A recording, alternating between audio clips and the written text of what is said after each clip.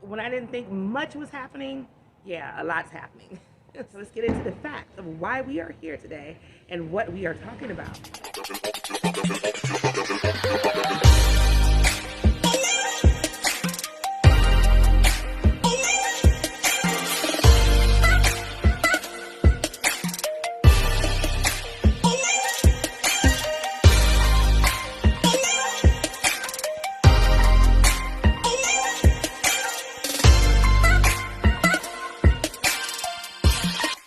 Happy Sunday, beautiful people. It's your girl Nia here on this beautiful, beautiful fall day here in Willoughby Hills, Ohio. Many of you guys know that I had weight loss surgery on Thursday, August 18th of this year, specifically the gastric sleeve surgery. Um, and if you go back a couple videos, you'll see how things have been going for me since the surgery. And then even if you go further back, you'll see how the entire journey from the start to current has been going for me. So I wanted to come and give another update because it's been a few weeks and I've gotten a few new subscribers. Thank you so much for following and subscribing and supporting me. All of you, new subscribers, you subscribers who have been around for a while, thank you so much for your continued support. You really don't know how much that means, because I'm not just out here to talk about me, even though I reference me because I have to, but I'm really here to encourage, inspire, and motivate somebody else who is on a health journey and looking for ways to better their health. So anyway, it's been a struggle. I have not always been obedient to the eating plan to the T. And by that, I mean, I would eat something and say, well, as long as I'm not overeating, as long as I stop when I'm full, it's fine.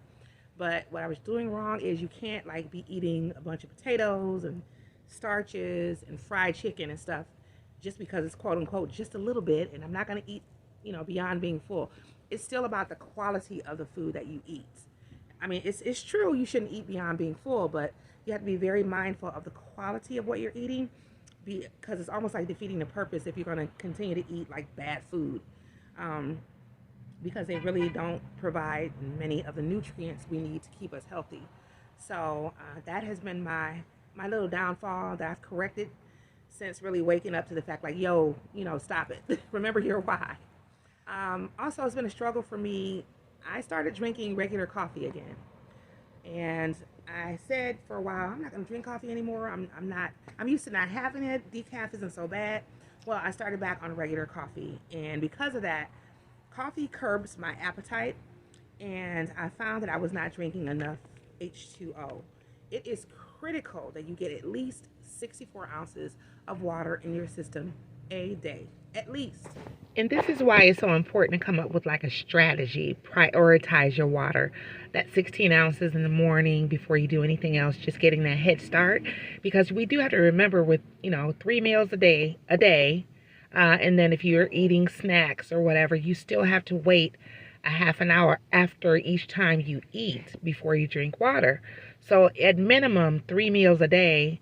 That's going to take away an hour and a half over the course of the day where you can't drink anything. Also, with me, I was getting dizzy spells. I didn't know why. Actually, just recently, it happened about 4 times. Well, I realized I wasn't drinking enough water. If you're going to drink coffee like me, I wasn't mindful. I wasn't thinking that, coffee dehydrates you. Duh. So if you're going to drink coffee, it's just extra important to make sure that I'm prioritizing my water, or that you should prioritize your water as well. And this doesn't include your protein that you should be trying to aim for, which is at least 80 grams per day, and your vitamins, other minerals, things of that nature. So just being mindful that you have to wait that half an hour after you eat anything to drink.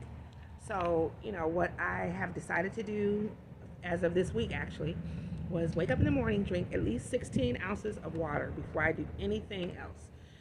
And then, because coffee takes me a while to drink, sometimes I'll interchange sips. In other words, I will drink some coffee, then drink some water, and then drink some coffee, drink some water, and making sure I'm getting that water in. What I was falling off on was logging the water. It's so important that we log everything. I am, I think 9 weeks out.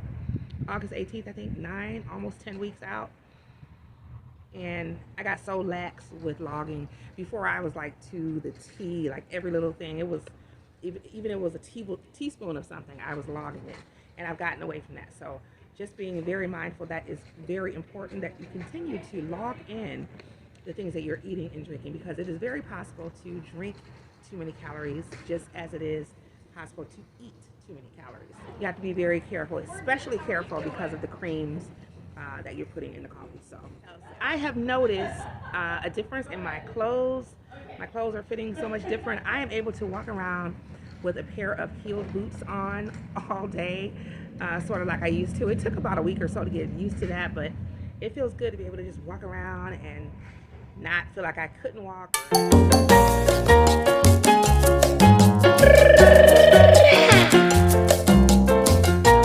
I wanted to make sure I mention, because I'm not the only one, I'm sure, who enjoys wearing heels. Another thing I've noticed is I tried on a pair of underwear that were extra large. I could not believe it. And you might think, okay, extra large, what's special about that?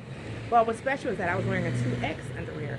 So when I saw these extra large, I said, I'm going to try them on and see. And I can't show you guys, but yes, they fit. I have not weighed myself in 2.5 weeks on purpose. And that's because I know I hadn't been eating right or drinking right. And I was afraid to see that either I was not losing any additional weight or I was gaining weight. So I just decided I'm not doing anything at all. My next appointment is November 9th, which is a little over a week from now, which will tell the real story. But I am getting, on an average, about 3 days per week of exercise, which is usually never more than 30 minutes or so, because I hate to exercise. I just do. But I do notice, like in my arms, I notice, like this jacket, for instance, perfect example of something that fits that did not fit before. I actually bought this jacket quite a while ago, and just when it was so tight up here, I just decided, I'm not going to take it back. I'm going to keep it because I like it and I want to get into it. So I did. So I'm really happy about that. Really also happy about my tummy. The tummy's going down, y'all. The tummy's going down. My daughter, I went to visit her yesterday, and she was just marveled. She says, Mom, your stomach looks so different. And I'm like, what do you mean? Like, because I had this top, this halter, plus size halter top that I wanted to wear. I took a side-by-side comparison from me from last year to yesterday, and I was just blown away. Like, are you so serious? Like, you could see the difference in my face. You could see the difference in my tummy. Like, when I didn't think much was happening, yeah, a lot's happening. The funny thing that happened is I was working out one day, and it wasn't like a formal working out. I was just kind of jumping around and doing some arm movements of sorts. And I felt this flap, like on my back. Like, what is that? Like, honestly, when I jump up and down or if I run or whatever, I can feel the loose skin on my stomach. Like, you can hear it go like flap, flap. And it's like, Jesus. So that's what it sounded like. And I'm like, what the heck is this? And then I realized it is the fat on my back or skin on my back or whatever. But nonetheless, something is happening, which is a good thing. So with that, I'm more conscious now that, okay, you have to start doing some strength training and toning so that you don't get like as much loose skin. I mean, I'm thinking it's pretty inevitable, but I don't want to get a whole lot. If there's something I can do to help it out or to slow it down some. I have noticed too that I can eat more. I'm told that my stomach is, the maximum amount of food that can get in there is 8 ounces. And I see that. It's, at first it kind of scared me, like, oh my God, I can eat a little bit more. What have I done? And it's nothing. It's a normal part of the process. It's just a normal part of this journey. But just knowing that, I'm still careful not to take that for granted. You know what I mean? And just eat, and then just anything, because I can get more in there. That's just counterproductive too. I have not noticed I'm just praying that it never happens, but the last visit I was asked if my hair has started to thin, and it has not. My hair has been thinning over some years now because of my thyroid issue, but it hasn't done anything different from what it already has been doing. You know what I mean? In fact, I thought it was getting like a little thicker, just a little bit. So like up here, and I was looking the other day, it felt like it was getting a little thicker. So I mean, I don't know. I'm just praying that it doesn't start to thin out anymore and that it doesn't start to fall out. So And for those of you out there who this is happening to, if you're on the journey or considering the journey, just make sure you're getting all that protein in. Make sure you're taking those bariatric vitamins. This is no joke. Make sure you're taking all that, because I just don't want to wake up one day and there's a tooth laying on my pillow or something because I'm not doing the right thing. So yeah, I do notice that when I eat the right amount of protein, I am full of energy. Like right now. So this morning I had like a corner of a steak omelet from IHOP. Tons of steak, cheese, veggies, eggs, things like that, all high protein sources. So that little bit, and then there were potatoes inside of the omelet. I'm telling you, it had to be maybe a half a cup worth of food, literally, maybe half a cup. And I was full. I was like, that's really it. I wish I were at home right now so I could show you a picture of the leftover omelet that I just gave to my husband, because I'm like, I'm not going to eat it hours from now. So it's very important to make sure you get those good proteins in before anything else, so that you don't fill up on the wrong stuff. And speaking of that, I did have an issue. That was something. I'm glad I thought of this. With bread. I just knew I wanted a sandwich this one day. I was hungry and ate the bread, and it's just, it almost took me to meet Jesus, I tell you. I mean, I didn't get nauseous. I didn't throw up or anything like that. My stomach wasn't cramping, but it was just the worst, like, type of full.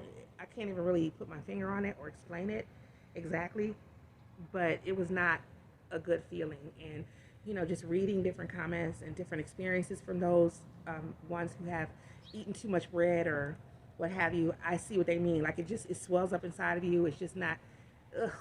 So that is the enemy right now. I think I ate one more piece since then because it was toasted, because it was hard or something like that. But other than that, I'm not, a lot of bread, nope, no thank you. Yeah, it's another thing is standing at this microphone or at this camera in front of this tripod for as long as I've been standing, like 20 minutes, and my knees not hurting and my feet not hurting. That is an NSV. That's a non-scale victory. Something is truly happening, because I'm telling you, there was a while I could not do that. Just as simple as the things like, you know, even hanging out, like socially, you know, I would always be the one that wants to sit down. You know, when people are standing up and having drinks or conversating, you know, mingling, I would just want to sit down and mingle because my knees were like too tired. So another thing I have noticed as well, I've been sleeping pretty good, but for the last 3 days, I have not been using my machine sort of as a test to see, you know, how I would sleep or what have you. My husband said I was snoring and calling the hogs. I would insert the snip here, but when I heard it, I almost cried. I couldn't believe it was me. Like, are you serious? So, yeah, I don't know how long it'll be until we're off of that, but that's something I can't wait to discuss at some point in the near future to see, okay, at what point would I get off of that? Because as far as I can remember, I've been, like, snoring all my life, like, since I was a teenager, and I was very small all my life, so I don't know if that's just something I'm gonna have to deal with, or if snoring is separate of sleep apnea, because I have not always had sleep apnea, but I've always snored. And everything is individual, and everything is, you know, per your doctor's instructions and orders and findings and all these things. So don't know right now. I just know I don't like it, but I had to contend with it for now. Blood pressure, the last few times, I have not been consistent with checking it. I don't check it every day, but the last few times I have checked it, it has been really good. Usually like 130 to 140 at the highest for that top number, and then it's usually like 70 something for the bottom number. So that's a good thing, because they had taken me off of a number of blood pressure medications as soon as I got out of surgery, and I'm glad, because I don't ever want to go on those again. So I'm down to just 2, and that's not so bad, but still, the whole goal is to be completely done with it altogether. Oh, and the funniest part is, like, the coworkers. This is crazy. The one coworker was noticing the difference, and she approached me and she apologized. She was like, I didn't want to ask you anything because, you know, I didn't want, you know, to think like, oh, it's cancer or something, you know. And then she says, when I saw you, when you walked by, I said, okay, something's going on here. So I just decided to let her know what the deal was, because I wasn't sharing that with everyone in my workplace, because it ain't their business. And now I'm at the point where it kind of doesn't matter, because the whole point is assisting, being that encouragement or that inspiration for other people. So not just in this platform, but everywhere I go. So I'm thinking if I'm going to be an encouragement to people, then why am I hiding this from coworkers who may need the knowledge as well? So yeah, that's a good thing, you know, them recognizing and them telling the difference. The bottom line is just hang in there. It's a journey. Trust the process. So don't look at this surgery as a magic pill that you have the surgery and sit back and just watch the weight fall off. It's really not that easy. There is much work on your part to be done. There is much restriction now. Your body really lets you know when something is not acceptable. So it's actually a bit harder. It's up to you to stay self-motivated enough to get out there and do the exercise and to take the best care of yourself as you can, being that you've been given essentially a second chance at life. You will get where you're going. Trust your instructions. Trust the directions which are given to you. Stick by those as best as you can. Protein, water, and moving your body are going to be your three biggest contributors to lifelong success. So I'm still about 100 pounds away from my goal, but I trust I'm going to get there. Even if it's slower than I want it to be, I trust I'm going to get there. So wishing the same for you guys. You know I love you. You know I love you. Love one another, and I'll see you at the next video.